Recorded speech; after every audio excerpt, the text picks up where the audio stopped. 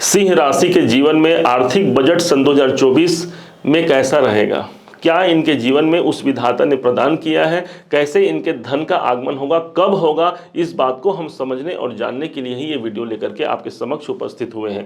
इसमें हमने जो मेन बेस है हमारा इस वीडियो का वो ये होगा कि शनि, गुरु, राहु जो कि लंबे ट्रांजिट के ग्रह माने जाते हैं, इनका प्रभाव किस प्रकार से रहेगा, और साथ में इसे हम जोड़ने वाले हैं आपके वित्त मंत्री, आपके धन के अधिष्ठाता बुध से। और बुध का यह पूरा सब ट्रांजिट हमने लिखा हुआ है। इसके ट्रांजिट के प्रभाव को आप समझिएगा, कब कब क्या क्या होगा, बहुत कुछ क्लियरिटी आपकी आएगी। पहले वीडियो को पूरा जरूर देखिए और उसके बाद यदि आपको कहीं पर नोट करना पड़े तो कागज पेन लेकर के आप उसे नोट कर सकते हैं, ताकि एक आप उसे बैठा पाएं अपने मन में, एक परिकल्पना लगा पाएं कि वास्तव में होना क्या है। सबसे पहले समझते हैं आपके वित्त मंत्री को। ध्यान रखिएगा, सिंह राशि के अपने राशि के स्वामी सूर्य ने वित्त मंत्री का कार्यभार दिया है बुध को, जो आपके धनेश बनते हैं। आज के समय पर 1 फरवरी से लेकर के 7 मार्च तक के यही बुध देवता रहेंगे कुंभ में। कुंभ में अर्थात आपके ठीक सप्तम भाव पर। अब सप्तम भाव पर जब ये बुध उपस्थित रहेंगे तो शनि के संग इनका कॉम्बिनेशन होगा। शनि हमारे कर्म के कारक हैं और बुध हमारे जीवन में बुद्धिमता और आपके जीवन में धनेश हैं। इस समय पर हमारे कार्य क्षेत्र में बढ़ोतरी और विशेष तौर पर जो व्यापारी वर्ग हैं, व्यापार में एक विशेष उनके जीवन में एक उन्नति का प्रयास आप कर सकते हैं। इस समय पर धन की स्थिति बेहतर बनी हुई है। आपके पैसे इस समय पर, अभी जो वर्तमान समय चल रहा है, इस समय पर हमारे पैसे लग सकते हैं हमारे बिजनेस में। बिजनेस को ग्रो करने के लिए, बिजनेस को आगे बढ़ाने के लिए आप वहां पैसा लगा सकते हैं। धन के मालिक जब सप्तम भाव पर आते हैं, जीवन साथी या जीवन संगिनी के द्वारा भी हमें धन की प्राप्ति होती है। ये समय आपके कैरियर से धन निकाल करके देने का समय होगा। कारण इसका ये होगा कि दशम से दशम भाव पर इनका ट्रांजिट चल रहा है। अब समझते हैं 7 मार्च से लेकर के 26 मार्च तक का समय कैसे रहेगा। इस समय पर ये रहेंगे मीन राशि पर। तो मीन का प्रभाव ये हो गया आपके अष्टम भाव पर। ये ट्रांजिट उतना अनुकूल नहीं माना जाएगा। इसका कारण ये भी रहेगा कि 7 मार्च से 26 मार्च के बीच में आपके धन के स्वामी अष्टम भाव पर रहेंगे। हाँ, लेकिन इस समय पर हमारे कोई फंसे हुए धन है वो हमें प्राप्त हो सकता है। किसी से हमें गिफ्ट के रूप में धन की प्राप्ति हो सकती है, पिता के द्वारा धन की प्राप्ति हो सकती है। इसलिए कि अष्टम भाव कहीं ना कहीं रुकावट का होता है, परंतु कई गुप्त कार्यों के द्वारा या गुप्त मार्गों से हमें धन दिला जाते हैं। इस बात को आप समझिएगा। इसके बाद जैसे ही आएगा 2 अप्रैल से लेकर के 25 अप्रैल का समय, इस समय पर यही बुध देवता जो आपके धनेश बनते हैं, ये वक्री स्थिति में रहेंगे। वक्री होने का मतलब ये हो गया, और किस में रहेंगे, मेष और मीन में।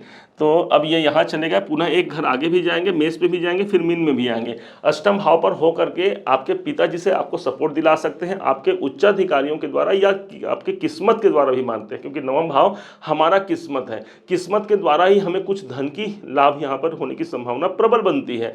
अब नवम भाव हमारे धार्मिक यात्राएं भी होती हैं। तो इस समय पर जो आपको अभी डेट बताया है, इस डेट पर आपको धन की अधिकता के साथ साथ आपको कोई जर्नी, कोई यात्रा के दौरान, कोई धार्मिक यात्रा के दौरान आपको खर्च करने की आवश्यकता यहां पर पड़ सकती है।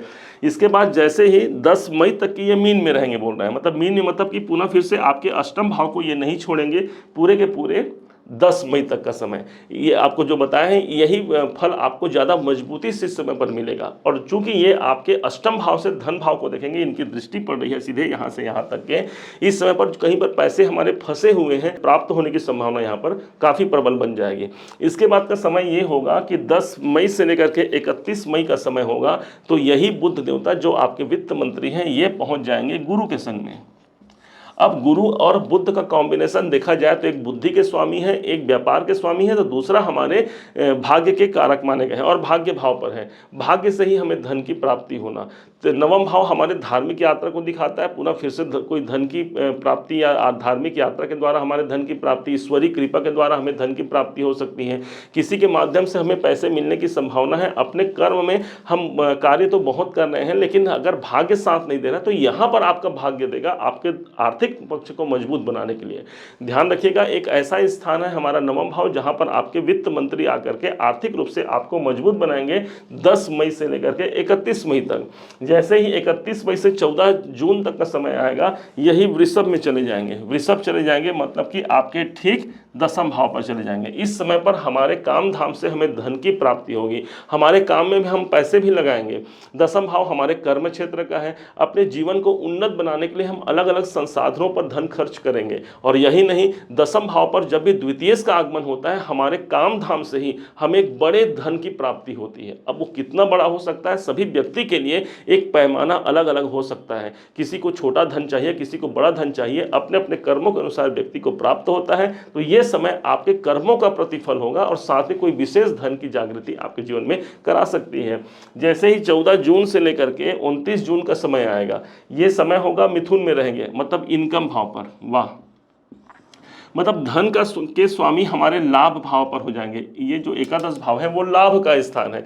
इस समय पर हमें धन लाभ की बढ़ोतरी होगी। ध्यान रखिएगा, ये जो डेट होगा 14 जून से लेकर के 29 जून का समय रहने को तो छोटा कार्यकाल रहेगा, लेकिन इसका कॉम्बिनेशन बहुत अच्छा है। कोई बड़े धन की लाभ यहाँ पर आपको प्राप्त होने की संभावना बढ़ जाती है। जैसे ही 14 सितंबर तक कर्क में ही रहेंगे, तो अब 29 जून से 4 सितंबर तक का जो समय रहेगा, देखिए काफ़ी लंबा समय है। इस समय पर ये वक्री मार्गी भी रहेंगे और कर्क में चले जाएंगे, मतलब आपके लाभ भाव को छोड़ करके आपके व्यय भाव पर चले जाएंगे आपके बुध।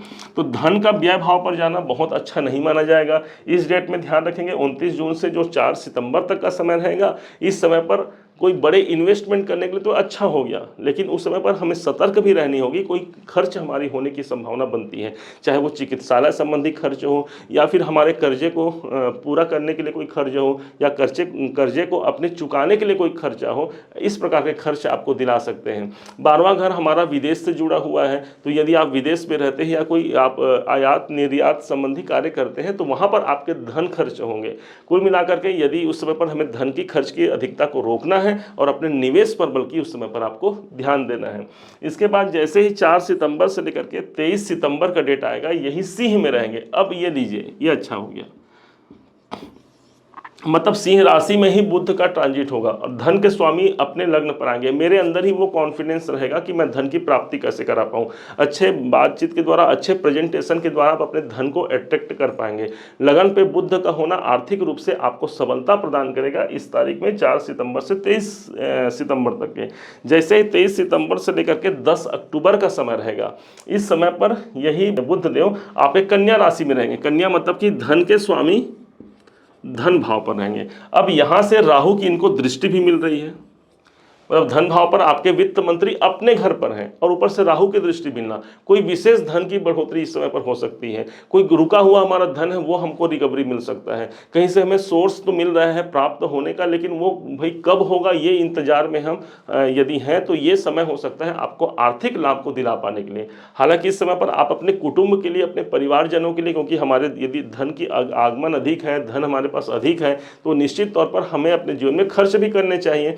तो यही खर्च होगा अपने परिवार पर, क्योंकि द्वितीय भाव हमारा परिवार है। इस समय पर धन आपके बैंक बैलेंस को बढ़ा सकता है। आर्थिक पक्ष मजबूत बनाने के लिए आप बैंकों का सहारा ले सकते हैं और इस समय पर संचित होंगे आपकी जमा पूंजी, आप ऐसा मान सकते हैं। फिर जैसे ही 10 अक्टूबर से लेकर के 29 अक्टूबर तक का समय रहेगा, यही तुला में चले जाएंगे। ये अब तुला में जैसे ही जाएंगे तो धन के स्वामी चले गए पराक्रम भाव पर, कोई एग्रीमेंट हो सकता है और ऊपर से गुरु की दृष्टि तो नहीं आएगी, गुरु देवता तो ऑलरेडी एक भाव आगे बढ़ जाएंगे। कोई एग्रीमेंट के द्वारा आपको लाभ हो सकता है, कोई एक ऐसा अनुबंध आप करेंगे, कोई एग्रीमेंट करेंगे जिसके द्वारा या तो आपको धन देना पड़े सामने वाले को तो धन दीजिए, या फिर धन लेने की आवश्यकता पड़ती तो धन आपको मिलेगा। कुल मिलाकर के कोई एग्रीमेंट यहाँ पर हो सकता है। इसके अलावा कोई आपके भाई बहनों का सपोर्ट आपको मिलेगा, भाई बहनों के द्वारा आपको धन की प्राप्ति इस समय पर हो सकती है। या फिर दूसरे रूप से मानिए कि भाई बहनों के लिए आपको धन खर्च करना पड़ सकता है, क्योंकि यहाँ पर हमारे पास सिर्फ आपका ट्रांजिट है इस ग्रहों का, आपकी पर्सनल बर्थ चार्ट तो नहीं है। तो वहाँ पर क्या स्थिति बन रही है, क्या हमको एग्रीमेंट से धन खर्च करना है या प्राप्त करना है, वो आपका बर्थ चार्ट बताएगा, लेकिन कोई ना कोई एग्रीमेंट धन से जुड़ा हुआ जरूर होगा। फिर हम चलते हैं 26 नवंबर से लेकर के 16 दिसंबर तक का समय। इस टाइम पर ये रहेंगे वक्री रहेंगे, ठीक है भाई। अब वक्री हो गया मतलब पूरा फिर से धन का सोर्स आपको दिला दिए। 7 नंबर तो बैठे हैं और वक्री हो गया मतलब एक घर पीछे का प्रतिफल देंगे। ये समय और अच्छा महत्वपूर्ण हो गया, मतलब धन भाव का ही रिजल्ट आपको बुध देंगे पूरे के पूरे 26 नवंबर से 16-12 तक।